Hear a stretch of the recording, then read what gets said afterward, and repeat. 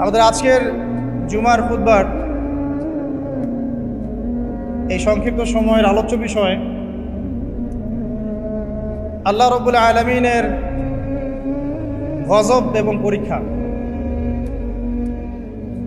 এই বিষয়টা নিয়ে আমরা আগে হয়তো এভাবে জুমার খুতবায় কথা বলিনি আলাদাভাবে।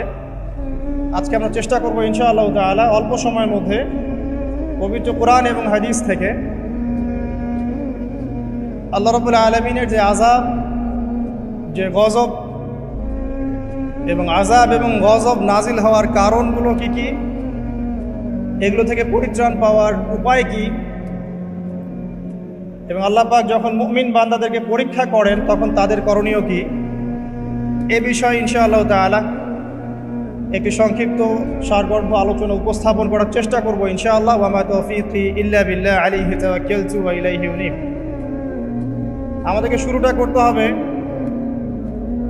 ইবলিস থেকে। আমরা জানি যে ইবলিস আল্লাহ পাকের অনেক ইবাদত করত এবং সে এক পর্যায়ে ফেরেশতাদের সর্দার পর্যন্ত হয়েছে। যখন আদম আলাইহিস সালামকে আল্লাহ পাক সৃষ্টি করলেন, আল্লাহ পাক সমস্ত মালায়েকাকে ডেকে বলেছিলেন যে আদমকে সিজদা কর। ফাসাজাদু ইল্লা ইবলিস, সবাই সিজদা করলো, শুধু ইবলিস করলো না। আল্লাহ পাকের আদেশ লঙ্ঘন করার কারণে আল্লাহ রাব্বুল আলামিন তাকে জান্নাত থেকে বহিষ্কার করলেন। সে হায়াত চাইলো, আমাকে দীর্ঘ হায়াত দেয়া হোক কিয়ামত পর্যন্ত, আল্লাহ পাক সেটা দিলেন। কিন্তু দুনিয়া এবং আখিরাতে আল্লাহ রাব্বুল আলামিন ইবলিসকে লানত করলেন, অভিশপ্ত করলেন। ইনশাআল্লাহ তাআলা ইবলিস এবং তার অনুসারীরা চিরস্থায়ী জাহান্নামে জ্বলবে ইনশাআল্লাহ। কিন্তু এখানে লক্ষণীয় বিষয় হচ্ছে ইবলিস কিন্তু নাস্তিক ছিল না। ইবলিসকে বের করে দেওয়ার সময় সে আল্লাহকে বলছিল, রব্বি রব্বি, হে আমার রব, আনজিরনি ইলা ইয়াউমি ইউবআসুন, আমাকে সেই দিন পর্যন্ত অবকাশ দিন যেদিন সবাইকে পুনরুত্থিত করা হবে। মানে কিয়ামত দিবস যে অবধারিত, এই আকীদা ইবলিসের ছিল। ইবলিস আল্লাহকে অস্বীকার করতো না, শুধুমাত্র আল্লাহ রাব্বুল আলামিনের একটা হুকুম পালন না করার কারণে আল্লাহ রাব্বুল আলামিন তাকে অভিশপ্ত করলেন। দুনিয়াতে সে যতদিন থাকবে অভিশপ্ত, জাহান্নামে যখন যাবে চিরস্থায়ী জাহান্নামে সে অভিশপ্ত। আমরা দেখতে পেলাম আল্লাহ পাকের এই যে ক্রোধ, এই যে গজব, তার নাজিল হওয়ার মূল কারণটা কি? অবাধ্যতা, আল্লাহ পাকের অবাধ্যতা। দেখুন আদম আলাইহিস সালামও কিন্তু গাছের ফল খেয়ে ফেলেছিলেন বা গাছের কাছে গিয়েছিলেন, যদিও ফল খাওয়ার কথাটা কিন্তু কোরআনে নেই। কোরআনে আছে তারা গাছের কাছে চলে গিয়েছিল, আর আমরা এটাকে অনেক এক্সটেনশন করেছি, গন্ধম ফল ইত্যাদি ইত্যাদি। এটা কি ফল ছিল এটা বড় কথা না, বড় কথা হচ্ছে আল্লাহ পাক বলেছিলেন গাছের কাছে যাবে না। আদম এবং হাওয়া আলাইহিস সালাম তারা চলে গিয়েছিলেন। দেখেন এখানেও কিন্তু আদম এবং হাওয়া আলাইহিস সালাম তারা আল্লাহ পাকের আদেশটা কিন্তু লঙ্ঘন করেছে, ইবলিসও করেছে। কিন্তু ইবলিস চিরস্থায়ী জাহান্নামী হচ্ছে। পক্ষান্তরে আদম আলাইহিস সালাম তওবা করে ফিরে আসছেন। এই তওবা করার কাজটা কিন্তু ইবলিস করে নাই। তাকে যখন জিজ্ঞাসা করা হলো যে তুমি কেন সিজদা করলে না, যাকে আমি আমার দুহাত দিয়ে সৃষ্টি করেছি তাকে কেন সিজদা করলে না, কিসে তোমাকে নিষেধ করলো সিজদা করতে? ইবলিস তখন উল্টা যুক্তি দিয়েছিল যে খলাকতানি মিন নার ওয়া খলাকতাহু মিন তিন, আমাকে সৃষ্টি করেছেন আপনি আগুন দিয়ে আর আদমকে মাটি দিয়ে। ইবলিস নিজের দোষ স্বীকার না করে, তওবা না করে, উল্টা নিজের ভুলটাকে প্রমাণ করতে চাইলো যেটাই সঠিক। ইবলিস কিন্তু সীমা লঙ্ঘন করার কারণে চিরস্থায়ী জাহান্নামে হচ্ছে না, বরং তার ভুলের উপরে অটল থাকার কারণে হচ্ছে। এবং এটাকে সাবিত করতে চাচ্ছে সে, আপনি রং, আমি রাইট, আমি আগুনের তৈরি, আমি কেন মাটির তৈরি আদমকে সিজদা করি। এই কারণে আবা ওয়াস্তাকবার, সে উদ্ধত হলো এবং অহংকার প্রদর্শন করলো। এই দুটো কারণে সে মূলত জাহান্নামে যাচ্ছে। পক্ষান্তরে আদম আলাইহিস সালাম তওবা করেছেন, সাথে সাথে ভুল বুঝতে পেরে বলেছেন, রব্বানা যালামনা আনফুসানা ওয়া ইল্লাম তাগফির লানা ওয়া তারহামনা লানাকুনান্না মিনাল খাসিরিন, এই দোয়াটা তিনি পড়েছেন। আল্লাহ পাক তখন তাকে মাফ করে দিয়েছেন। আর এই দোয়াটা শিখিয়েও দিয়েছেন আল্লাহ পাক নিজেই। এই দোয়াটা আল্লাহ নিজেই শিখিয়ে দিয়েছেন, তারপরে তিনি এটা করেছিলেন। এখানে আপনি পার্থক্য বুঝতে পারছেন। আদম সন্তান ভুল করবে, এটা স্বভাব তার, আদম সন্তান ভুল করবেই। আল্লাহ পাক বলেছেন যে তোমরা যদি পাপ না করতে তাহলে আল্লাহ পাক অন্য কোনো সম্প্রদায়কে নিয়ে আসতো, যারা পাপ করে তওবা করতো, আল্লাহ ওদেরকে মাফ করে দিত। আল্লাহ পাকের এত দয়া। পক্ষান্তরে ইবলিস কিন্তু এই কাজটা করেনি। এখানে পার্থক্য আমরা বুঝতে পারছি যে আদম সন্তান আদম আলাইহিস সালাম তিনি তওবা করে ফিরে এসেছেন। এখানে আপনি বুঝতে পারছেন আল্লাহর ক্রোধ এবং গজব ইতিহাসের শুরুতে নাজিল হলো, হিস্ট্রির শুরুতেই। যদি আপনি আদম সৃষ্টি থেকে শুরু করে কিয়ামত পর্যন্ত একটা ইতিহাসের বই চিন্তা করেন, তাহলে প্রথম পৃষ্ঠাতেই এই ঘটনা। প্রথম পৃষ্ঠাতেই ইবলিস অবাধ্য হলো, আল্লাহ পাক রাগান্বিত হলেন। তাহলে আল্লাহর ক্রোধ এবং গজব নাজিলের প্রথম কারণ কি? আল্লাহর অবাধ্যতা এবং অহংকার, উদ্ধত আচরণ করা, আল্লাহর আদেশ নিষেধ না মানা। সিম্পল, আল্লাহ পাকের আদেশ নিষেধের পরোয়া না করা, এটা হচ্ছে গজব নাজিলের প্রধান কারণ। আর ক্ষমা প্রাপ্তির প্রধান কারণ কি? তওবা। আদম আলাইহিস সালাম তওবা করেছেন, আল্লাহ পাক মাফ করে দিয়েছেন। এবার সামনে যাই। আদম আলাইহিস সালামের দুই ছেলে হাবিল এবং কাবিল, কে কাকে হত্যা করেছিল? কাবিল হাবিলকে হত্যা করেছে। কাবিল হাবিলকে হত্যা করেছে। সূরা মাইদার মধ্যে ঘটনাটা চমৎকার করে দেয়া আছে। যখন কাবিল হাবিলকে হত্যা করতে চাচ্ছিল, আর এটা কোনো মেয়ে সংক্রান্ত বিষয় ছিল না যেমনটা অনেকে বানিয়েছে। এটা ছিল এই কারণে যে হাবিলের কুরবানি কবুল হচ্ছিল, কারণ হাবিল কুরবানি করছিল আল্লাহকে সন্তুষ্ট করার জন্য, আর কাবিলের কুরবানি কবুল হচ্ছিল না। তখন কবুল হওয়ার নিদর্শন ছিল যে ওই জবাই করা পশুটাকে আসমান থেকে কোনো আগুন এসে খেয়ে ফেলতো। এটা হচ্ছে কবুলিয়তের নিদর্শন। এখন এটা নাই। তো কেন আমার ইবাদত কবুল হচ্ছে না? ওটা হচ্ছে এই হিংসার বশবর্তী হয়ে কাবিল হাবিলকে হত্যা করেছে। আর হাবিল বলছিল যে তুমি যদি আমাকে হত্যা করার জন্য হাত বাড়াও, আমি তোমাকে হত্যা করার জন্য হাত বাড়াবো না। এটা ছিল হাবিলের কথা। কাবিল যখন হত্যা করে ফেললো, এরপর সে তার ভাইয়ের লাশটা নিয়ে বসে আছে।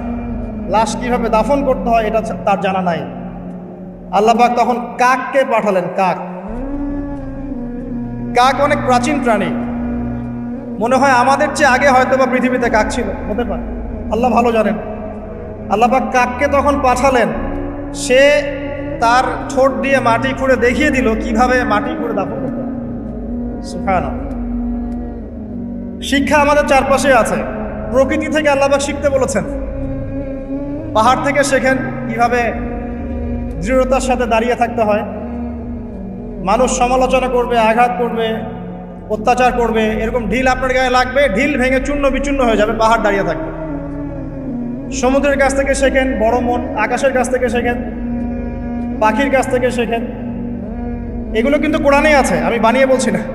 আল্লাহ পাক প্রকৃতি থেকে শিখতে বলেছেন এবং সফর করতে বলেছেন। ওয়াসিরু ফিল আরদ, তোমরা জমিনে সফর করো বেশি বেশি।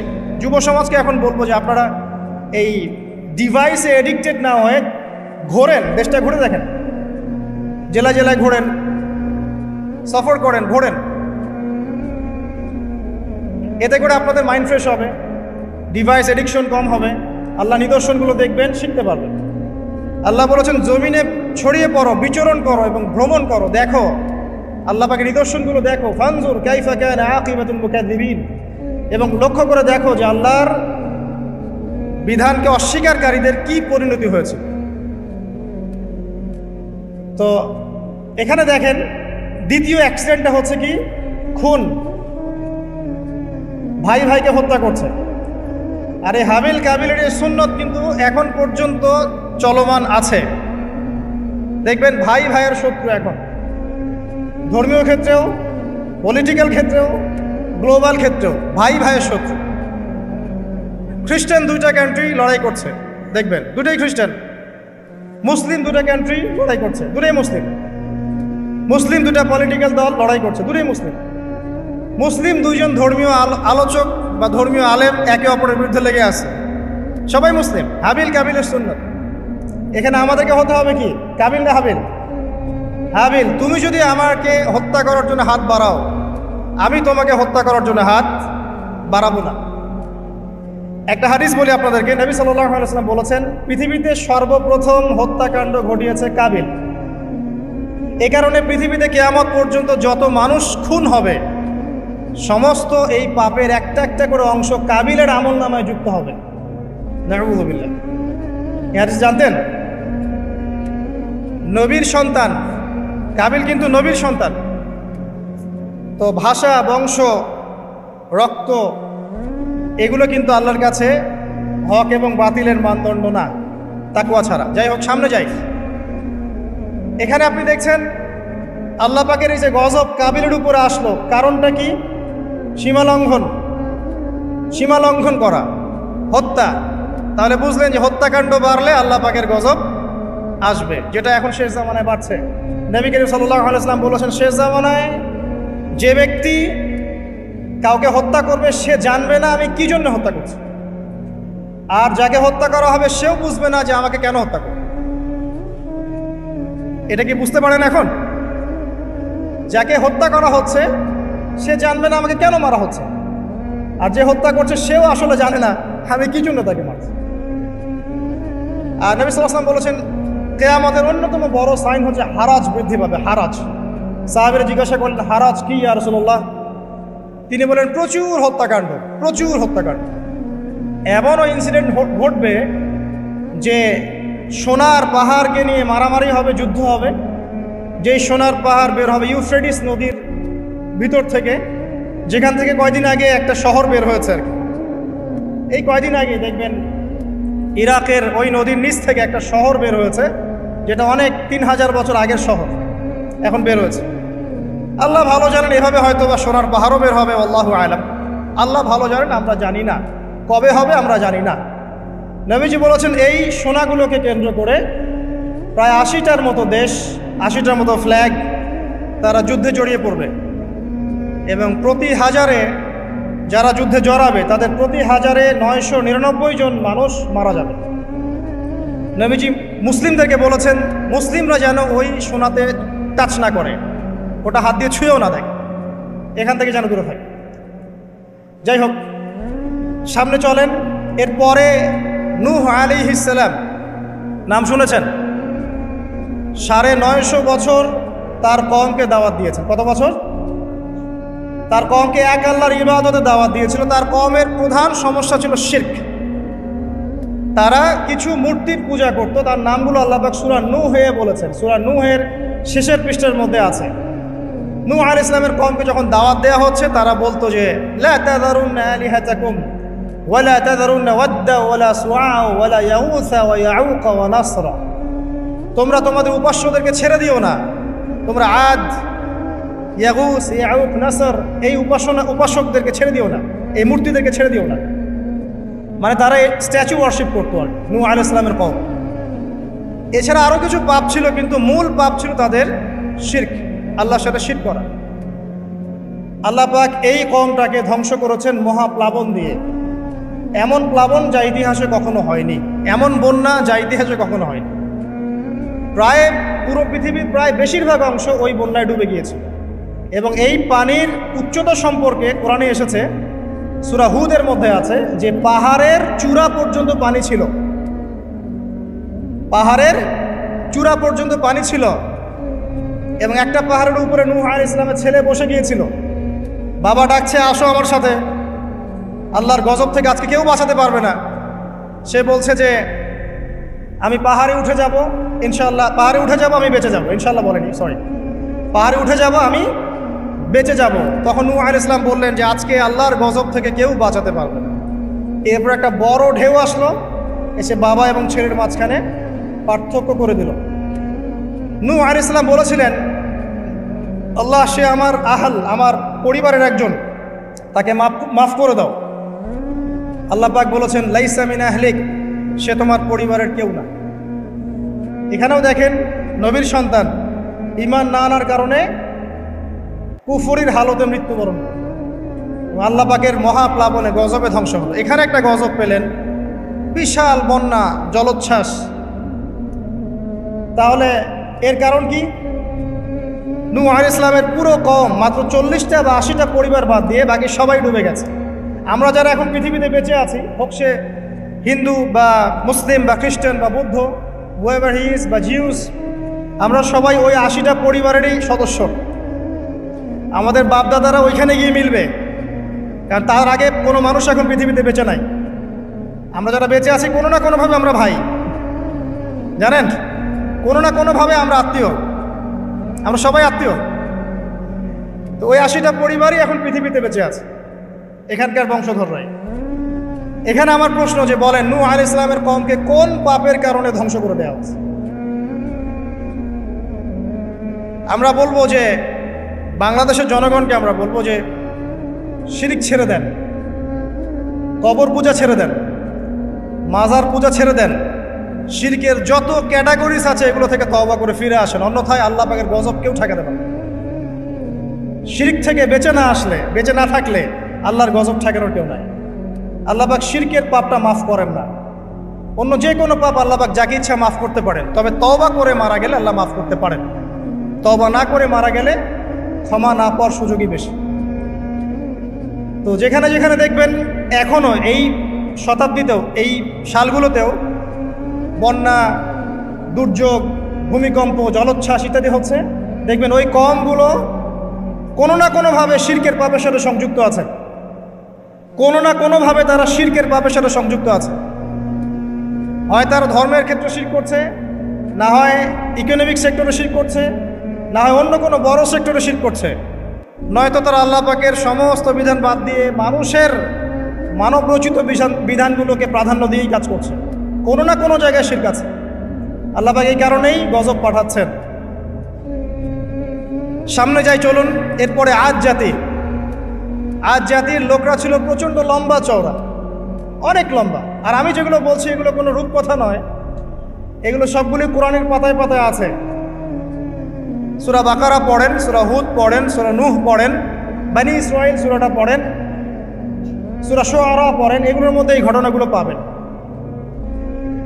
একটা ছোট্ট সূরা আছে, সূরা কমার, সূরা আর রহমানের ঠিক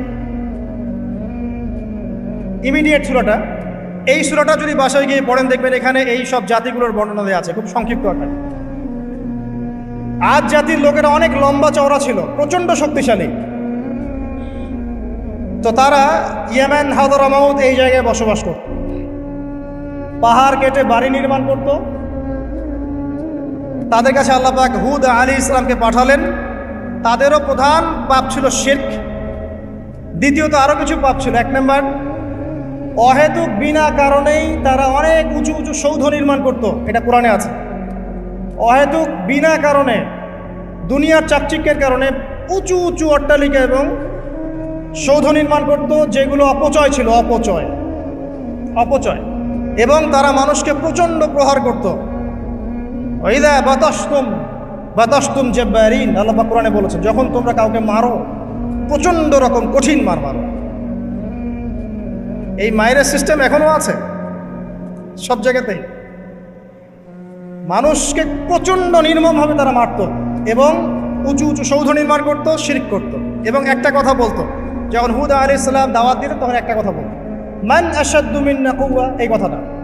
ফিরআউন যেমন বলতো আনা রাব্বুকুমুল আ'লা, এরকম আজ জাতি বলতো মান আশাদ্দু মিন্না কুওয়া, আমাদের চেয়ে শক্তিশালী আর কে আছে, আমাদের চেয়ে শক্তিশালী আর কে আছে। এখনকার বিশ্বে এমন কথা মানুষ বলে না, আমাদের চেয়ে বড় শক্তি আর কে আছে,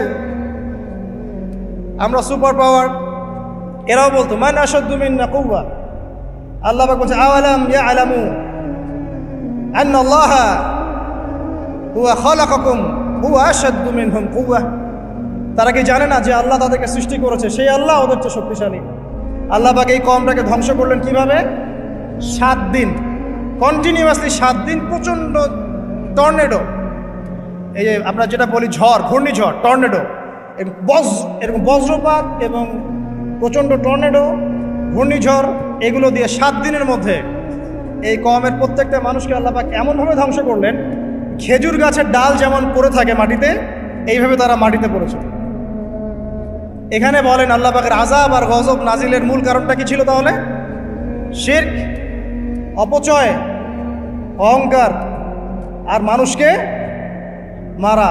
মানুষকে মারা আল্লাহ পাক সহ্য করেন না, জানেন? মানুষের চেহারায় মারতে নাই। দেখবেন আমাদের কারোর সাথে গন্ডগোল হলে আগে চেহারায় ঘুষি, তাই না? এই চেহারায় মারা নিষেধ। এবং একটা হাদিসের মধ্যে আছে যে চেহারাটা আল্লাহ পাকের, এটা তো আসলে মারেফত, আমরা এটাকে এভাবে ব্যাখ্যা করতে পারবো না, কিন্তু চেহারা আল্লাহ পাক তার নিজস্ব মানে হাত দিয়ে, আল্লাহ পাকের নিজস্ব কুদরতি হাত দিয়ে আল্লাহ পাক সৃষ্টি করেছেন মানুষের চেহারায় মারতে আল্লাহ পাক নিষেধ করেছেন। আর মানুষকে অন্যায় কারণে মারা হলে আল্লাহ পাক নারাজ হন, খুবই অসন্তুষ্ট হন। কোনো ব্যক্তি যদি কোনো মানুষের জীবন বাঁচায়, সেজন্য পুরো মানব জাতির জীবন বাঁচায়, সূরা মাইদার মধ্যে আছে। আবার কোনো ব্যক্তি যদি অন্যায় কারণে একটা মানুষকে হত্যা করে ফেলে, সেজন্য পুরো মানব জাতিকেই হত্যা করে। আজকে বিশ্বের বুকে সবচেয়ে সস্তা রক্ত কাদের? অথচ একজন মুসলিম যে ব্যক্তি লা ইলাহা ইল্লাল্লাহ পড়ে, এই ব্যক্তি যতদিন পর্যন্ত জীবিত আছে আল্লাহ পাক কিয়ামত দিবেন না ইনশাআল্লাহ। একজন ব্যক্তি পৃথিবীতে যতদিন থাকবে যে লা ইলাহা ইল্লাল্লাহ কালিমা পড়ছে, আল্লাহ আল্লাহ বলছে, ততদিন পর্যন্ত আল্লাহ পাক কিয়ামত দিবেন না ইনশাআল্লাহ। একজন মুসলিমের সম্মান দেখেন, তাও সেই মুসলিমদের রক্ত এখন সস্তা, চাইলেই যে কেউ মারতে পারে। ফান্তাজিরু, আল্লাহ পাক বলেছেন তোমরা অপেক্ষা করো, ওয়া ইন্না মাআকুম মিনাল মুনতাজিরিন, এবং আমরাও তোমাদের সাথে অপেক্ষা করছি। আল্লাহ পাক কোরআনে এটা বলেছে। এরপরে সামনে যান, এর পরের জেনারেশন আসলো সামুদ জাতি। সামুদ আদ জাতির ভাই, একই রকম, ওরাও ফিজিক্যালি অনেক স্ট্রং, তাল গাছের সমান সমান লম্বা, পাহাড় কেটে কেটে বাড়ি নির্মাণ করে। এরাও শিরক করলো এবং একটা স্পেশাল পাপ করলো। সেটা কি? আল্লাহ পাকের একটা মুজিজা আল্লাহ পাক দান করলেন ওদেরকে, একটা উটনি, যেটা সালেহ আলাইহিস সালামের উটনি ছিল। তো আল্লাহর পক্ষ থেকে ইনস্ট্রাকশন ছিল যে এই উটনি তোমাদেরকে দুধ দিবে আর অনেক সুযোগ সুবিধা দিবে। আল্লাহ পাকের মুজিজা, মিরাকেল, এটাকে নষ্ট করো না, ধ্বংস করো না। তখন সালেহ আলাইহিস সালামের কওমের কয়েকজন ব্যক্তি এই উটটাকে হত্যা করলো, উটের পা কেটে ফেললো, উটটাকে হত্যা করে। আল্লাহ পাকের নিদর্শনকে অস্বীকার করার কারণে আল্লাহ পাক এদেরকে ধ্বংস করলেন। কিভাবে? বজ্রপাত, বিজলি দিয়ে। এখন দেখেন না, বজ্রপাতে বহু মানুষ মারা যাচ্ছে। এটা নতুন না, কিন্তু এই বজ্রপাতে সামুদ জাতিকে আল্লাহ পাক ধ্বংস করেছে। তাহলে এই বজ্রপাত কি প্রাকৃতিক দুর্যোগ না আল্লাহর গজব? এই যুগের মিডিয়াগুলো তখন থাকলে বলতো যে সামুদ জাতি আজকে প্রাকৃতিক দুর্যোগে ধ্বংস হয়েছে,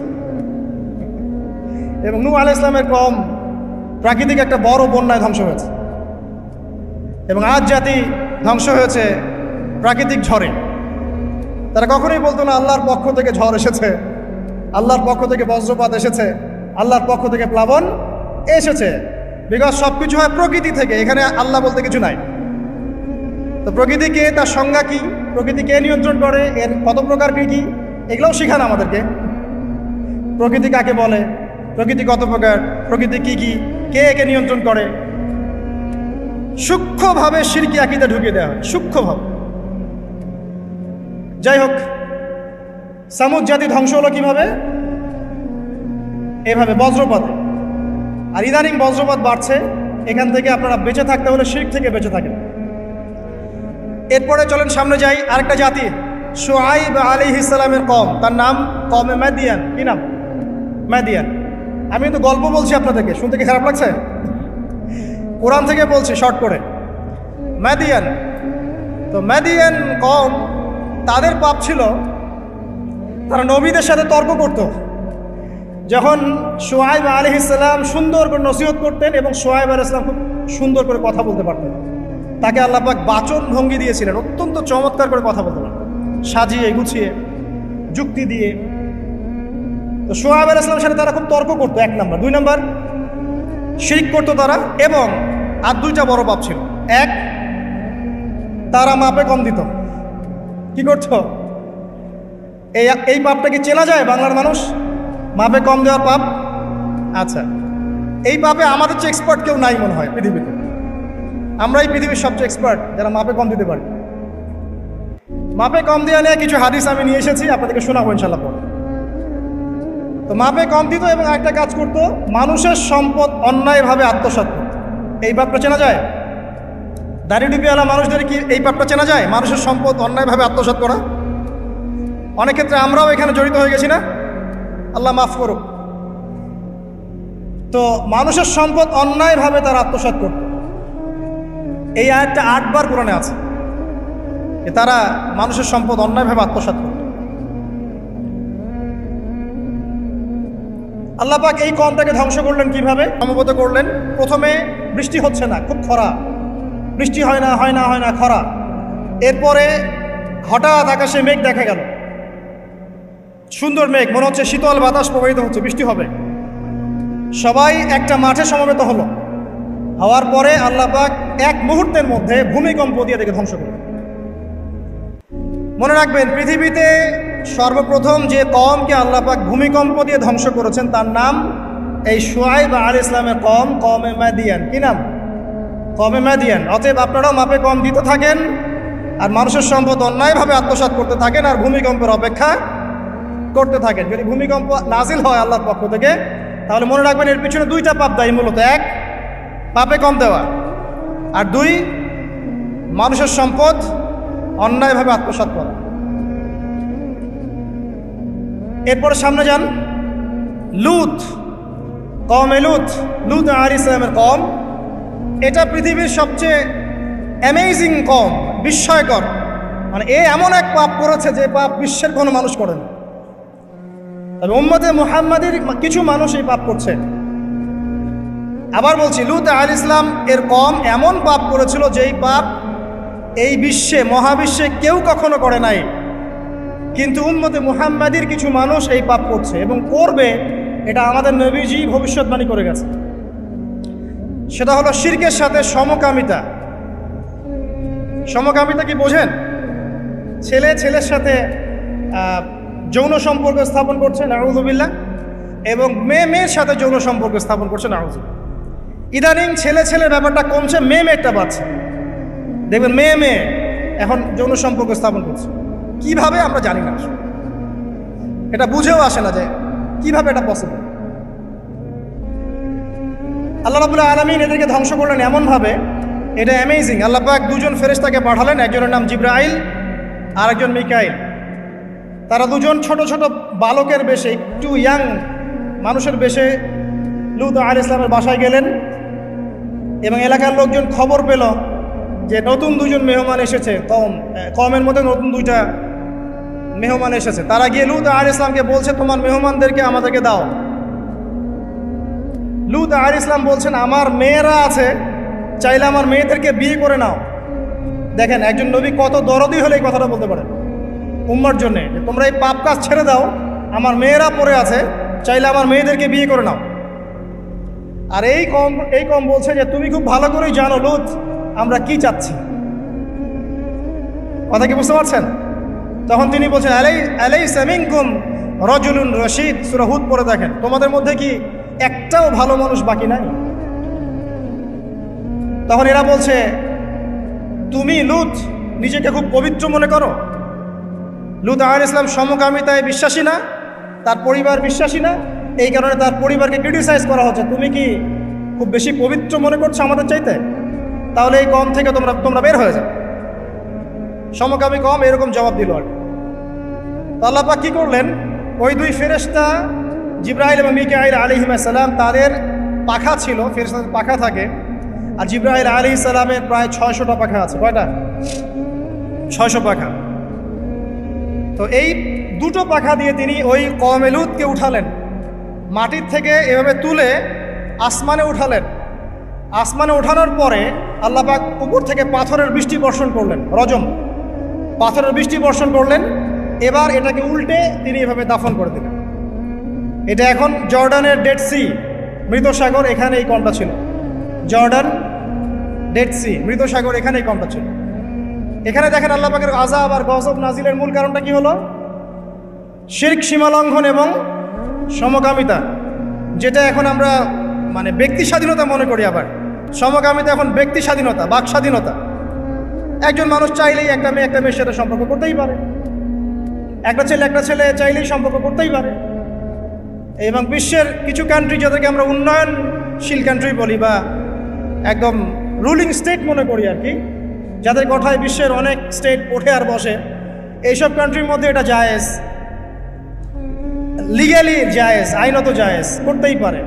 বাধা দিলে আপনার সমস্যা, ওটা আইনে লজ আছে যেটা করা যাবে, আপনি বাধা দিচ্ছেন কেন? তারা ম্যাগাজিন বের করে, তারা আন্দোলন করে, রেইনবো ফ্ল্যাগ আছে ওদের 7 রঙের, এটা দিয়ে পতাকা দিয়ে মিছিল করে। তার মানে আল্লাহ পাকের গজব আসা কি বাকি আছে এখনো? আসে নাই, আবার বলেন আলহামদুলিল্লাহ। আসে নাই এখনো, বলেন আলহামদুলিল্লাহ। মনে করেছেন এদের সংখ্যা বাংলাদেশে নাই? দৃষ্টান্তমূলক শাস্তি না হলে এদের সংখ্যা তো বাড়বেই। দিন দিন এদের সংখ্যা বাড়ছে। আরেকটা কথা বলে রাখি, তোমরা যারা মিউজিক্যাল ইনস্ট্রুমেন্ট, তারপরে এই যে সিনেমা, সিরিয়ালস, সাংস্কৃতিক অনেক কর্মকাণ্ড, এইসব জগতের সাথে যারা সম্পৃক্ত আছো তোমরা, এই জগতের ভিতরে এই সমকামিতার প্রবণতা কিন্তু অনেক বেশি। বলবেন যে ভাই আপনি জানলেন কেমন করে? আমি জানি বলেই তো এই জায়গায় দাঁড়ায় আছে, এই জায়গায় দাঁড়িয়ে আপনাকে শোনাচ্ছি। আপনি জানেন আল্লাহ পাক আপনাকে এখানে দাঁড় করাবে ইনশাআল্লাহ। খুব সতর্ক থাকবেন। এবং দিন দিন এটা বাড়ছে। আরে বাড়ার পিছনে একটা কারণ বলে দিই আমি, এই কারণটা যদি বন্ধ করা যায় ইনশাআল্লাহ এটা বন্ধ হয়ে যাবে। নৈতিকতার সাথে এই কারণটা যদি বাস্তবায়ন করা যায় ইনশাআল্লাহ বন্ধ হবে। সেটা হলো পর্নোগ্রাফি বন্ধ করে ফেলতে পারলেই ইনশাআল্লাহ তাআলা দেখবেন যে এই মহামারীগুলো কমে যাবে। একটা বিষয় মানুষ জানে না, সেটা করবে কিভাবে? আর যখন জানানো হচ্ছে যে এটা আসলে করা যায়, এটাও এমন, তখন তো মানুষ জানবে ও এটাও আছে, এটাও তাহলে করা যায়। যাই হোক, যারা বুদ্ধিমান তাদের জন্য ইশারা যথেষ্ট। পর্নোগ্রাফি যদি বন্ধ করতে পারি আমরা ব্যক্তিগতভাবে, অ্যাসোসিয়েশন ওয়াইজ বা রাষ্ট্রীয়ভাবে, এবং এটা করাটা উচিত, এটা করা খুবই উচিত। যুব সমাজকে যদি বাঁচাতে চাই এবং আমরা যদি বাঁচতে চাই, কোনো সন্দেহ নাই এটা বন্ধ করতে হবে। এবং ভিতরে ভিতরে এই বিষয়টা আমাদের সমাজের মানুষদেরকে ভিতর থেকে পশু বানিয়ে তুলছে আর এটা আমরা বুঝতে পারছি না। এর ফলে ধর্ষণ বাড়ছে, জেনা বাড়ছে এবং বাজে যৌন কর্মকাণ্ড বাড়ছে, বিকৃত যৌন চর্চা বাড়ছে, সমকামিতা বাড়ছে। এগুলোর মূল কারণ এটা বন্ধ করতে পারলে ইনশাআল্লাহ তাআলা এই প্রবলেম অনেকটাই সলভ হয়ে যাবে ইনশাআল্লাহ। আমরা রিকোয়েস্ট করব যারা দায়িত্বশীল, যাদের কাছে এই ক্ষমতা আছে, তারা যেন এই ক্ষমতাটাকে কাজে লাগায়। আল্লাহ পাক তৌফিক দান করুন, আমিন। এরপরে সামনে চলেন মূসা আলাইহিস সালামের কওম ফিরআউন। এই ব্যাপারে অনেক জানেন আপনারা, কারণ কোরআন খুললেই ফিরআউন আর মূসা। ফিরআউনের বড় পাপগুলো কি ছিল? 1 নম্বর, সে বলেছিল আনা রব্বুকুমুল আ'লা, আমি তোমাদের মহান রব, মানে শিরক। 2, সে ডিভাইড অ্যান্ড রুলে বিশ্বাসী ছিল। বনু ইসরায়েলকে সে দাসে পরিণত করেছিল এবং তাদেরকে বিভিন্ন ছোট ছোট দলে উপদলে বিভক্ত করে শাসন করত। 2, 3 নম্বর, মানুষ হত্যা করত, পুত্র সন্তানদেরকে হত্যা করত, কন্যা সন্তানদেরকে জীবিত রাখত, উদ্ধত আচরণ করত, সীমালঙ্ঘন করত। এমনকি ফিরআউন সম্পর্কে আল্লাহ পাক বলেছেন যে সে এই জমিনের বুকে সবচেয়ে বড় সীমালঙ্ঘনকারী ছিল। আর একটা তার গর্ব ছিল, সেটা হচ্ছে তার সেনাবাহিনী। ফিরআউনের সবচেয়ে বড় গর্বের বিষয় ছিল তার সেনাবাহিনী। সে মনে করতো যে আমার মতো ফোর্স পৃথিবীতে কারো নাই, আমি সুপার পাওয়ার। তো আল্লাহ রাব্বুল আলামিন কি করলেন? পুরো সেনাবাহিনী সহ ফিরআউনকে লোহিত সাগরে মুহূর্তে ডুবিয়ে মেরে দিলেন। এই যে আল্লাহ পাকের গজব চলে আসলো, কারণ কি? শিরক, সীমালঙ্ঘন করা, মানুষের উপর অত্যাচার করা। আরও সামনে আসেন ঈসা ইবনে মারইয়াম। তার কওমের কি সমস্যা? তার কওমের কিছু মানুষ তাকে হত্যা করার চেষ্টা করেছিল। আমাদের মধ্যে এক শ্রেণীর মুসলিম আছে যারা মুসলিম, নামধারী মুসলিম আছে যারা বিশ্বাস করে ঈসা ইবনে মারইয়াম মারা গেছে, আল্লাহ পাক তাকে উঠিয়ে নেননি। এটা কি জানেন? আমাদের মধ্যে নামধারী এক শ্রেণীর মুসলিম আছে যারা বিশ্বাস করে যে ঈসা ইবনে মারইয়ামকে আল্লাহ পাক মৃত্যু দিয়ে দিয়েছেন, তিনি জীবিত নন, তিনি ফিরে আসবেন। অথচ আল্লাহ পাক বলেছেন ওয়া মা কাতালুহু ওয়া মা সালাবুহু, ঈসা ইবনে মারইয়ামকে তারা হত্যাও করে নাই, তাকে ক্রুশবিদ্ধও করতে পারে নাই। বাল রাফাআহু আল্লাহু ইলাইহি, বরং আল্লাহ পাক তাকে তার কাছে উঠিয়ে নিয়েছে এবং তিনি শেষ জামানায় আসবেন ইনশাআল্লাহ। তিনি জেরুজালেম থেকে সারা বিশ্ব শাসন করবেন। এবং শেষ জামানায় তিনি না আসা পর্যন্ত কিয়ামত হচ্ছে না। তো এবার আসেন, এই উম্মতকে আল্লাহ পাক কি গজব দিলেন? এই গজবটা আপনি পাবেন সূরা মাইদার মধ্যে। আল্লাহ পাক এই উম্মতের মধ্যে এমন একটা গজব দিয়েছেন যে এই উম্মতের ঈসা ইবনে মারইয়ামের উম্মত যারা নাসারা, তাদের মধ্যে আল্লাহ পাক শত্রুতার বীজ বপন করে দিয়েছে। এরা এক দল আরেক দলের সাথে কিয়ামত পর্যন্ত লড়াই করতে থাকবে। এই কথাটা জানতেন? কিয়ামত পর্যন্ত ঈসা ইবনে মারইয়ামের কওম নাসারা যারা আছে, এখনকার খ্রিস্টান পশ্চিমা সভ্যতা, এরা একে অপরের বিরুদ্ধে লড়াই করতেই থাকবে। প্রথম বিশ্বযুদ্ধের ইতিহাস দেখেন, ওরাই লড়াই করছে। সেকেন্ড ওয়ার্ল্ড ওয়ার ইতিহাস দেখেন, ওরাই লড়াই করছে। এখনকার দেখেন রাশিয়া ইউক্রেন, ওরাই লড়াই করছে। ওরা কিয়ামত পর্যন্ত একে অপরের সাথে লড়াই করতে থাকবে। আল্লাহ পাক তাদের একে অপরের বিরুদ্ধে এই যে লড়াই, শত্রুতার বীজটা আল্লাহ পাক বপন করে দিয়েছে। সূরা মাইদা পড়লে আপনি দেখবেন আল্লাহ পাক বলছেন যে যখন তারা যুদ্ধের আগুন নিভিয়ে ফেলতে চাইবে, আমি সেটা আবার জ্বালিয়ে দিব। সুবহানাল্লাহ। কারণ ওদের হাতেই এই জামানায় বেশিরভাগ মানুষ মুসলিমের রক্ত ঝরেছে। আল্লাহ পাকের আযাব এটা, আর এই আযাব আল্লাহর পক্ষ থেকে এসেছে। তো এভাবে আপনি যদি হিস্ট্রি ঘাটেন, দেখবেন প্রত্যেক যুগে যুগে আল্লাহ রাব্বুল আলামিন নির্দিষ্ট কিছু পাপের জন্য আল্লাহর পক্ষ থেকে শাস্তি, আযাব এবং গজব পাঠিয়েছেন। একটা কওমকে ধ্বংস করেছেন, আবার একটা কওমকে নিয়ে এসেছেন, তাকে সুযোগ দিয়েছেন, সে যখন আবার সীমা লঙ্ঘন করেছে তাকে ধ্বংস করেছেন, আবার নতুন কওম নিয়ে এসেছেন। এই সিলসিলা চলতেই আছে। সর্বশেষ নবী মুহাম্মদুর রাসূলুল্লাহ সাল্লাল্লাহু আলাইহি ওয়াসাল্লাম, এখন বলেন তার কওম পুরোপুরি ধ্বংস হয়নি কেন? আমাদের এই কওম পুরোপুরি একবারে ধ্বংস হয়ে যায়নি কেন? আদ, সামুদ, নূহের মতো। উত্তর, নবী করিম সাল্লাল্লাহু আলাইহি ওয়াসাল্লামের দোয়া। নবী করিম সাল্লাল্লাহু আলাইহি ওয়াসাল্লাম দোয়া করেছিলেন আল্লাহর কাছে, আল্লাহ আমার কওমকে একবারে ধ্বংস করে দিও না। আল্লাহ পাক কবুল করেছে। একটা দোয়া আছে সুপারিশ, শাফাআত, যে এই উম্মতের কোনো ব্যক্তি যদি শিরকের পাপ না থাকে, সে ইনশাআল্লাহ তাআলা পরকালে নবী সাল্লাল্লাহু আলাইহি ওয়াসাল্লামের সুপারিশ পাবে এবং এই সুপারিশে সে জাহান্নাম থেকে বের হয়েও জান্নাতে চলে যাবে ইনশাআল্লাহ। আর একটা দোয়া ছিল, আল্লাহ আমার উম্মত যেন একে অপরের সাথে মারামারি করে না মরে। আল্লাহ পাক এই দোয়াটা কবুল করেন নাই। এই জন্য এই উম্মতের মধ্যে আপোষ, ইখতিলাফ, মারামারি, হানাহানিটা থাকবে। ঠিক আছে? তবে নবী করিম সাল্লাল্লাহু আলাইহি ওয়াসাল্লামের সাথে যারা শত্রুতা করেছিল, আবু জাহেল, আবু লাহাব, উতবা, শাইবা, রাবিয়া, এরা যারা ছিল, আল্লাহ পাক এদেরকে কিন্তু ধ্বংস করেছে। বদরের কূপে এদের লাশ পাওয়া গেছে। এখন এই উম্মতের উপরে কি কি পাপের কারণে কি কি গজব আসতে পারে, এর দুই একটা আমি আপনাদের কাছে শোনাচ্ছি। এই উম্মতে মুহাম্মাদের উপরে কিছু কিছু পাপের কারণে আযাব আসবে। তার আগে আমি একটু বলতে চাই যে উম্মতে মুহাম্মাদের উপরে যে কোনো বিপদ আপদ, বালা মুসিবত আসলেই এটা যে আল্লাহর গজব, ব্যাপারটা এমন নয়। এখানে দুরকম বিষয় হতে পারে। এক, আল্লাহ পাক পরীক্ষা করছেন, আল্লাহ পাক মুমিন বান্দাদেরকে পরীক্ষা করছেন। অথবা দুই, আল্লাহ পাক আমাদের পাপের কারণে শাস্তি প্রদান করছেন। আগে আমরা দেখি যে কোন কোন পাপের কারণে আল্লাহ পাক শাস্তি দিতে পারেন। এরপর আমরা দেখব যে মুমিন বান্দাদের প্রতি আল্লাহ পাক পরীক্ষা নিলে সবর করলে কি প্রতিদান হবে ইনশাআল্লাহ। আর সর্বশেষে আমরা দেখব যে কি কি কাজ করলে আমরা এগুলো থেকে বেঁচে থাকতে পারবো এবং এমত অবস্থায় আমাদের করণীয় কি হবে। আসুন, সৈয়দ আলী রাদিয়াল্লাহু আনহু থেকে একটা হাদিস এসেছে তিরমিজিতে 2211 নম্বর হাদিস, যে আলী রাদিয়াল্লাহু আনহু থেকে বর্ণিত আছে, রাসূলুল্লাহ সাল্লাল্লাহু আলাইহি ওয়াসাল্লাম বলেছেন, হাদিসটা খুব ভালো করে শুনুন।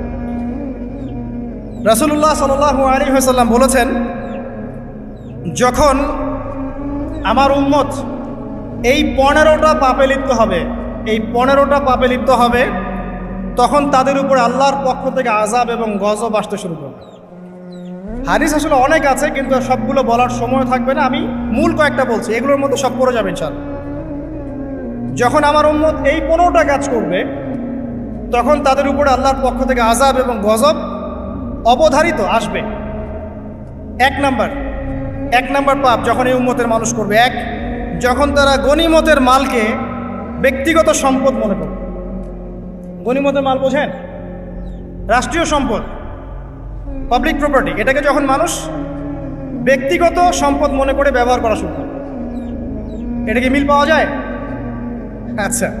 2 নাম্বার, যখন কারো কাছে আমানত রাখা হবে, আমানত, এবং সে এটাকে ব্যক্তিগত সম্পদ মনে করবে।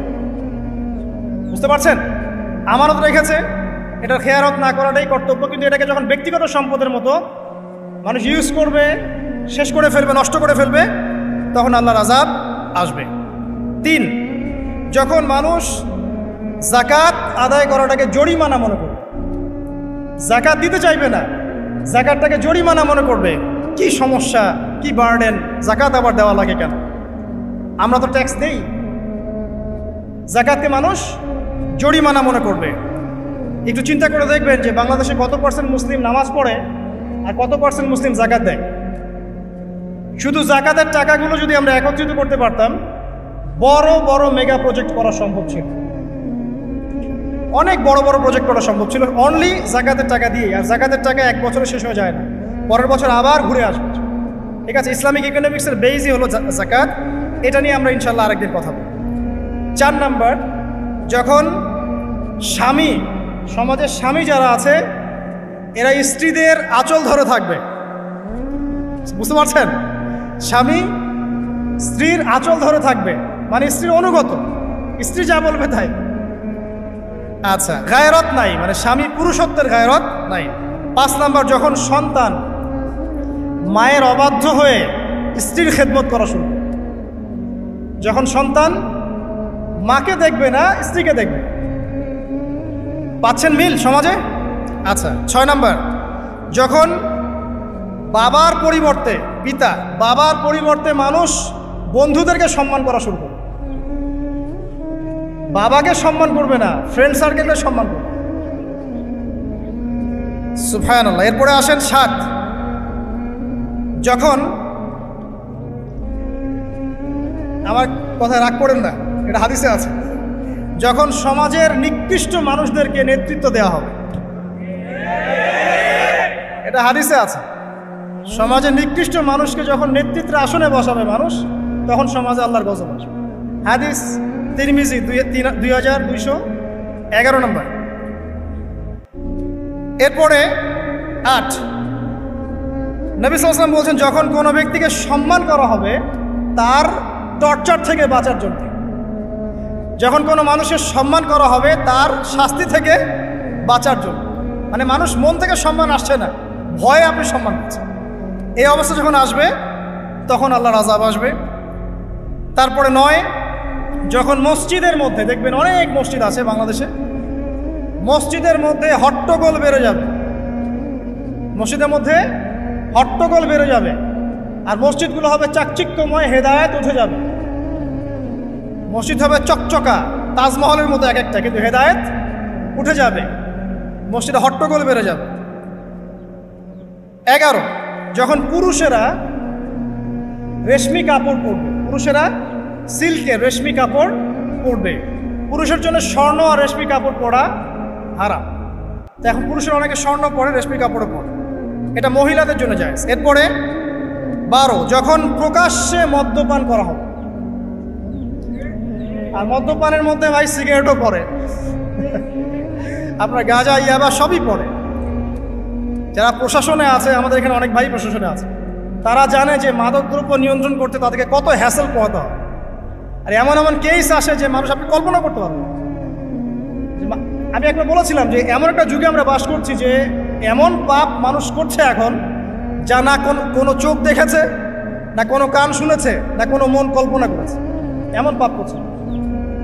যখন প্রকাশ্যে মদ্যপান করা হবে, এবং লাস্টের 2টা হচ্ছে 13, যখন বাদ্যযন্ত্রের সংখ্যা বেড়ে যাবে, বাদ্যযন্ত্রের চর্চা বেড়ে যাবে, এবং সর্বশেষ যখন গায়িকাদেরকে সম্মান করা হবে, এবং উম্মতের শেষের দিকের লোকেরা, মানে আমরা উম্মতের প্রথম দিকের লোকদেরকে গালিগালাজ করি। বুঝতে পারলেন? যখন মাদকদ্রব্য প্রকাশ্যে পান করা হবে, যখন আপনার রেশমি কাপড় পুরুষেরা পরবে, যখন বাদ্যযন্ত্র তৈরি করা হবে, চর্চা করা হবে, এবং গায়িকাদেরকে সম্মান করা হবে, এবং যখন এই উম্মতের শেষের মানুষেরা উম্মতের প্রথম দিকের মানুষদেরকে গালিগালাজ করবে। সাহাবীরা কি জানতো, আয়েশা রাদিয়াল্লাহু আনহার চরিত্র অমুক ছিল, এই ছিল সেই ছিল ইত্যাদি। নাউযুবিল্লাহ। এই কথাগুলো এখন আসে না। এই হাদিসে যে 15টা পয়েন্ট আছে, আমি বেশি হাদিস আনি না, আমি নিজে পড়েছি সবগুলোই, কিন্তু আনিনি বেশি হাদিস, এতগুলো বলার সময় নাই। এই একটা হাদিস কি যথেষ্ট না? হাদিসের রাবি আলী রাদিয়াল্লাহু আনহু তিনি বলছেন, যখন এই আমলগুলো সমাজে বেশি বেশি চালু হয়ে যাবে তখন কি হবে? নবী সাল্লাল্লাহু আলাইহি ওয়াসাল্লাম বলছেন যে তখন জমিনের মধ্যে আল্লাহর পক্ষ থেকে গজব আসবে। কি কি? 1 নাম্বার, প্রবল ঘূর্ণিঝড়, জলোচ্ছ্বাস। 2, আগুনও বর্ষণ হতে পারে, হাদিসে আসছে। 3, ভূমিকম্প হবে বেশি বেশি। 4, মানুষের আকৃতি পরিবর্তন হয়ে যাবে, মানুষের আকৃতি পরিবর্তন হয়ে যাবে। এই হাদিসটা আমি আপনাদের জন্য এনেছিলাম। এরপরে আসেন, আরেকটা হাদিস আছে, এইটাতে যাওয়ার আগে আমি কোরআনের একটা আয়াতে যাচ্ছি। সূরা রুমের 41 নম্বর আয়াত। আল্লাহ পাক এই আয়াতে বলছেন আযাব নাজিল হওয়ার একটা কারণ, যাহারাল ফাসাদু ফিল বাররি ওয়াল বাহরি বিমা কাসাবাত আইদিন নাস, এটা একটা কারণ। জলে এবং স্থলে যত বিপর্যয় ছড়িয়ে পড়েছে এগুলো মানুষের হাতের কামাই। তার মানে যত ফাসাদ ছড়াবে সব কিছুই আল্লাহর পক্ষ থেকে নয়, এখানে মানুষেরও হাতের কামাই থাকবে। এখন আপনি দেখেন, পরিবেশ দূষণ করছে কারা? মানুষ। বনভূমি উজাড় করছে কারা? মানুষ। এই যে কার্বন মনোক্সাইডের পরিমাণ বাড়ছে বাতাসে, এগুলো কারা বাড়াচ্ছে? জিন, মানুষ। অর্থনীতির মধ্যে ফাসাদ কে করছে? সুদের মধ্য দিয়ে অর্থনৈতিক সিস্টেমে ফাসাদ কে ডেকে এনেছে? মানুষ। যাকাত বন্ধ করছি কারা? আমরা, তাই নয় কি? আপনি দেখেন সোশ্যালি যে সমস্যাগুলো হচ্ছে, এই যে জমি নিয়ে সমস্যা, আত্মীয়তার বন্ধন নিয়ে সমস্যা, টাকা পয়সার সমস্যা, পদের লড়াই, ক্ষমতার লড়াই, কারা করছে এগুলো? জিন শয়তান, মানুষ। এটা হচ্ছে কোরআনের এই আয়াতের ব্যাখ্যা, যে জলে এবং স্থলে যত বিপর্যয় এগুলো মানুষের হাতের কামাই। তার মানে মানুষেরও এখানে প্রচণ্ড রকম দোষ আছে, অন্যথা আল্লাহ পাক তো আর এখানে এমনি এমনি গজব পাঠাতেন না। এরপরে আসেন, সিলসিলা সহিহার মধ্যে আরও 5টা পাপের কথা আছে, যে 5টা পাপের কারণে সমাজে আল্লাহ পাকের গজব আসে। এই 5টা পাপ আমি আপনার শোনাচ্ছি। হাদিস নাম্বার এটা হচ্ছে মিশকাতের 5370, সহিহার 106, 107 পৃষ্ঠায়। 1 নাম্বার, নবী সাল্লাল্লাহু আলাইহি ওয়াসাল্লাম বলছেন, যখন এই উম্মতের মধ্যে ব্যভিচার ছড়িয়ে পড়বে, যখন এই উম্মতের মধ্যে ব্যভিচার তো বোঝেন, জেনা ব্যভিচার ছড়িয়ে পড়বে, যেটা এখন রন্ধ্রে রন্ধ্রে জেনা ব্যভিচার, ঘরে ঘরে জেনা আর ব্যভিচার আর পরকীয়া চলছে, তখন সমাজে এমন কিছু রোগ ব্যাধি দেখা দিবে, এমন কিছু মহামারী আসবে যেগুলো আগে কখনো ছিল। কোরআন এবং হাদিসের ঊর্ধ্বে কোনো কথা আছে? সব কিছু স্পষ্ট, কিন্তু মানি বা না মানি এটা আমাদের ব্যাপার, বাট শুনতে তো আপত্তি নাই। শুনতে আপত্তি আছে? আচ্ছা। 2 নাম্বার, যখন এই উম্মতের মানুষ মাপে কম দেওয়া শুরু করবে, যখন আমি বললাম না মাপে কম দেওয়া, একটা হাদিস শোনাবো, মাপে কম দেওয়া শুরু করবে, তখন এই উম্মতের মধ্যে দুর্ভিক্ষ দেখা দিবে। কি দেখা দিবে? দুর্ভিক্ষ দেখা দিবে, এবং তাদের উপরে অত্যাচারী বাদশার শাসন চাপিয়ে দেওয়া হবে। তাহলে আমরা বেশি করে মাপে কম দিব নাকি? ইনসাফের সাথে ব্যবসা করেন, আল্লাহ পাক তৌফিক দান করুন। 3 নাম্বার, যখন এই উম্মতের মানুষ যাকাত দেওয়া বন্ধ করে দিবে, যখন এই উম্মতের মানুষ যাকাত দেওয়া বন্ধ করে দিবে, তখন আসমান থেকে আল্লাহ বৃষ্টি বন্ধ করে দিবেন। হাদিসের শেষ অংশে আছে, যদি জমিনের মধ্যে পশু পাখি এরা না থাকতো তাহলে আল্লাহ পাক আদৌ কখনো বৃষ্টি দিতেন না। তাহলে আমরা কি যাকাত দেওয়া বন্ধ করে দিব? চালু করবো ইনশাআল্লাহ। 4 নাম্বার, যখন এই উম্মতের মানুষ আল্লাহ এবং তার রাসূলের সাথে বিশ্বাসঘাতকতা করবে, এটা আপনারা বোঝেন, আল্লাহ এবং তার রাসূলের সাথে বিশ্বাসঘাতকতা করবে, তখন আল্লাহ পাক তাদের উপরে অমুসলিমদের আধিপত্য চাপিয়ে দিবে। নেন, যখন আল্লাহ এবং তার রাসূলের সাথে বিশ্বাসঘাতকতা করবে এই উম্মতের মানুষ, তখন অমুসলিমদের ভয় এবং শাসন এবং তাদের যে আগ্রাসন, এটা আল্লাহ পাক মুসলিমদের উপরে চাপিয়ে দিবে, তা আল্লাহ চাপিয়ে দিবে। আর সর্বশেষ, যখন এই উম্মতের মানুষের আল্লাহর কিতাবকে রেসপেক্ট করবে না, সম্মান করবে না এবং এর বিধানগুলোর কোনো পরোয়া করবে না, আল্লাহ পাক তখন মুসলিমদের মাঝে আপোষে মারামারি ক্রন্দন লাগিয়ে দিন। নেন, আর হাদিসের দরকার আছে? নাই। আরেকটা হাদিস শোনাই, শেষ, এটা লাস্ট। এই হাদিসের রাবি হচ্ছেন হুযায়ফা রাদিয়াল্লাহু আনহু। এটাও তিরমিজিতে আছে, 2169 নম্বর হাদিস। নবীজি বলছেন, লা তা'মুরুন্না বিল মা'রুফ, তোমরা অবশ্যই সৎ কাজের আদেশ করবে। মুসলিমরা তোমরা অবশ্যই সৎ কাজের আদেশ করবে। ওয়ালা তানহাউনা আনিল মুনকার, এবং তোমরা অবশ্যই মন্দ কাজ থেকে মানুষকে নিষেধ করবে। আও লা ইউশিকান্নাল্লাহু আন ইয়াবআসা আলাইকুম ইকাবাম মিন, অথবা আমি তোমাদের প্রতি ভয় করছি আল্লাহ পাক তার পক্ষ থেকে তোমাদের উপর আযাব চাপিয়ে দিবেন। সুম্মা তাদউনাহু, এরপর তোমরা আল্লাহকে ডাকবে, লা ইউস্তাজাবু দুআকুম, তোমাদের দোয়া তখন কবুল হবে না। এখানে আযাব নাজিলের একটা কারণ পেলাম, যখন সৎ কাজের আদেশ অসৎ কাজের নিষেধ আমরা ছেড়ে দিব, আল্লাহর পক্ষ থেকে গজব মাসপি আসবে এবং তখন মানুষ দোয়া করবে, আল্লাহ এই দোয়া কবুল করবেন না। এখন এগুলো হলো যদি আল্লাহর পক্ষ থেকে গজব হয় তাহলে এই বিষয়। আর এমন হতে পারে যে আল্লাহর পক্ষ থেকে পরীক্ষা। যদি আল্লাহর পক্ষ থেকে পরীক্ষা হয় তাহলে সুসংবাদ আছে। কিরকম?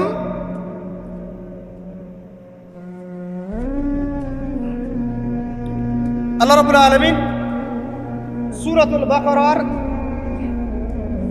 155 নম্বর আয়াতে বলছেন, আল্লাহ পাক সূরাতুল বাকারা 155 নম্বর আয়াতে বলছেন যে লানাবলুওয়ান্নাকুম বিশাইইন মিনাল খাউফি ওয়াল জু'i, অবশ্যই অবশ্যই আমি আল্লাহ তোমাদেরকে পরীক্ষা করব। আর পরীক্ষা কাদের উপরে আসবে? যারা মুমিন তাদের উপরে, যারা আল্লাহ পাকের বিধিবিধান মেনে চলছে, আল্লাহর গজব নাজিলের মাধ্যম বানাচ্ছে না, তাদের উপরে পরীক্ষা আসবে। তো আমরা আগে চিন্তা করবো যে আমরা এদের কাতারে পড়ি কিনা, আর যদি পড়ি তাহলে এই সলিউশন। যদি আল্লাহ পাক আমাদেরকে পরীক্ষা করেন বিপদ দিয়ে, বালা মুসিবত দিয়ে, তাহলে আল্লাহ বলছেন অবশ্যই আমি তোমাদেরকে পরীক্ষা করব মিনাল খাউফি, কিছু ভয় দিয়ে, ওয়াল জু'i, এবং ক্ষুধা দিয়ে পরীক্ষা করব, ওয়া নাকসিম মিনাল আমওয়ালি ওয়াল আনফুস, তোমাদের নফস জানমালের ক্ষতি দিয়ে পরীক্ষা করব, ওয়াস সামারাত, এবং ফসল ফলাদির ক্ষতি দিয়ে আমি তোমাদেরকে পরীক্ষা করব, ওয়া বাশশিরিস সাবিরিন, যারা সবর করবে এদের জন্য সুসংবাদ। এরা কারা? যারা বলে ইন্না লিল্লাহ ওয়া ইন্না ইলাইহি রাজিউন, আমরা আল্লাহর জন্য, আমরা আল্লাহর দিকে ফিরে যাব। তাহলে যদি আল্লাহর পক্ষ থেকে পরীক্ষা হয়ে থাকে তাহলে আমরা সবর করবো ইনশাআল্লাহ তাআলা। আল্লাহ পাক বলছেন 5টা বিষয় দিয়ে আল্লাহ পাক পরীক্ষা করবেন: জানের ক্ষতি, মালের ক্ষতি, ভয়, ক্ষুধা এবং ফসলের মাধ্যমে। এরপর যারা সবর করবে তাদের জন্য অনেক পুরস্কার আছে।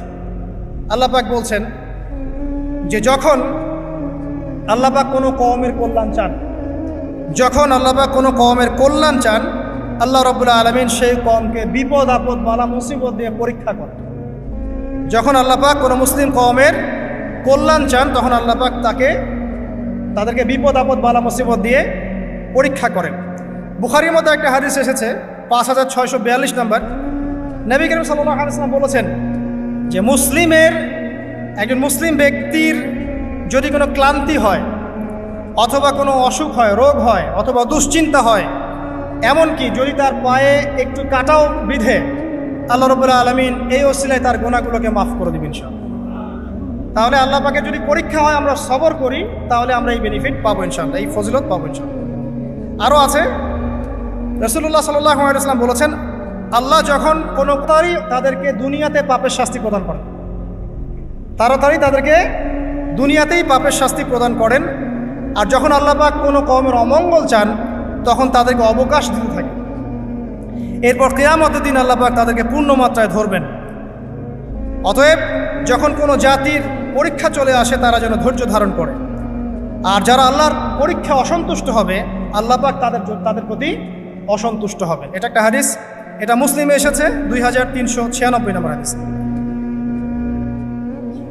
একটা বলে শেষ করছি যে রাসূলুল্লাহ সাল্লাল্লাহু আলাইহি ওয়াসাল্লাম বলেছেন, মুমিন পুরুষ এবং নারীর জন্য, মুমিন পুরুষ এবং নারীদেরকে তাদের জান, মাল, সন্তান সন্ততি, ধন সম্পদ এগুলো দিয়ে ক্রমাগত পরীক্ষা করা হতে থাকে।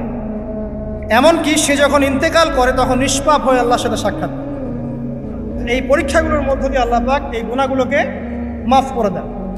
তো আমরা আশা করি যে আল্লাহ রাব্বুল আলামিন আমাদের উপরে গজব পাঠাবেন না, যদি আমরা আল্লাহ পাকের সাথে শিরিক না করি, আমরা যদি অত্যাচার না করি, জুলুম না করি, ফাসাদ না ছড়াই, মাপে কম না দেই, আমরা যদি আমানতের খেয়ানত না করি, আমরা যদি আল্লাহ এবং তার রাসূলের বিধিবিধানগুলো মেনে চলে, ইনশাআল্লাহ তাআলা আল্লাহ পাক আমাদের উপরে গজব পাঠাবেন না। তখন আমরা পরীক্ষায় পড়তে পারি। আর পরীক্ষায় পড়লে আমরা সবর করব। 2 নম্বর কাজ হলো তওবা করব। তওবা করার ফলে বিপদ আপদ কেটে যাবে ইনশাআল্লাহ তাআলা। আমরা বলবো সবাই আস্তাগফিরুল্লাহাল্লাযী লা ইলাহা ইল্লা হুয়াল হাইয়ুল কাইয়্যুম ওয়া আতুবু ইলাইহি লা হাওলা ওয়ালা কুওয়াতা ইল্লা বিল্লাহিল আলিয়্যিল আযীম। আল্লাহ পাক সূরা জুমারের মধ্যে এটাও বলেছেন 53 নম্বর আয়াতে, ইয়া ইবাদিয়াল্লাযীনা আসরাফু আলা আনফুসিহিম, হে আমার বান্দারা যারা নিজেদের উপর জুলুম করেছো, লা তাকনাতু মির রাহমাতিল্লাহ, তোমরা আল্লাহর রহমত থেকে নিরাশ হয়ো না। ইন্নাল্লাহা ইয়াগফিরু যুনুবা জামিআ, আল্লাহ পাক সমস্ত গুনাহ মাফ করতে পারেন। অতএব তওবা করাটা সবচেয়ে ভালো অপশন। আগে আমরা সবর করব, বিপদ থেকে শিক্ষা নিব, তওবা করব এবং দুর্দশাগ্রস্ত মানুষের পাশে দাঁড়াবো।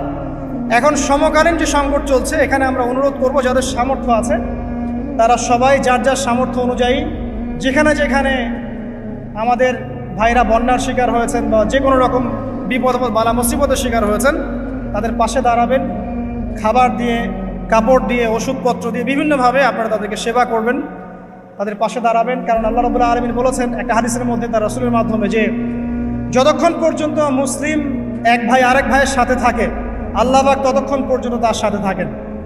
এবং কোনো মুসলিম যদি আরেক মুসলিমের একটা উপকার করে, একটা কষ্ট দূর করে দেয়, আল্লাহ পাকও তার দুনিয়া আখিরাতের কষ্ট দূর করে দেবেন ইনশাআল্লাহ। কোনো মুসলিম ভাই যদি অন্য কোনো মুসলিম ভাইয়ের দোষ গোপন রাখে, আল্লাহ পাক কিয়ামতের মাঠে তার দোষগুলোকে গোপন রাখবে ইনশাআল্লাহ তাআলা। অতএব শেষ কথা হচ্ছে, আসুন এই যে কোরআন থেকে আমরা বিভিন্ন জাতির আযাব এবং গজবের হিস্ট্রিগুলো জানলাম, এখান থেকে শিক্ষাগুলো হচ্ছে, 1, আমরা শিরকের পাপ থেকে তওবা করব। 1 নাম্বার, শিরকের পাপে আমরা লিপ্ত হব না ইনশাআল্লাহ। তাহলে আল্লাহ পাক আমাদের আমল নামায় শিরকের পাপ থাকলে যেন মাফ করে দেন এবং বাকি জীবন শিরক মুক্ত আমল করার তৌফিক দান। দিনের মধ্যে বেদাত আছে, এগুলো থেকে আল্লাহ পাক আমাদেরকে বেঁচে থাকার তৌফিক দান করেন, কারণ বেদাতের উপর আল্লাহ পাকের গজব চলে আসে। আল্লাহ পাক আমাদেরকে সুদ থেকে বাঁচিয়ে রাখুন এবং যাকাত প্রদান করার তৌফিক দান করুন, যাতে করে আল্লাহর গজবে আমরা না পড়ি। আল্লাহ পাক আমাদেরকে মাপে কম দেওয়া থেকে বাঁচিয়ে রাখুন, সৎভাবে ব্যবসা করার তৌফিক দান করুন, যাতে করে আমরা আল্লাহর গজব থেকে বেঁচে থাকতে পারি। আল্লাহ পাক আমাদেরকে সমকামিতা, অশ্লীলতা, জেনা, ব্যভিচার, অশ্লীল গান বাজনা, ফাহেসা কাজ থেকে আল্লাহ পাক বিরত রাখুন এবং এর ফলে যে গজবগুলো আসে এগুলো থেকে আল্লাহ পাক আমাদেরকে বাঁচিয়ে রাখুন। আল্লাহ পাক আমাদেরকে বিপদ আমাদের সবর করার তৌফিক দান করুন এবং এই ঘটনাগুলো থেকে শিক্ষা নেওয়ার তৌফিক দান করুন। খালেসভাবে আল্লাহর কাছে তওবা করার তৌফিক দান করুন।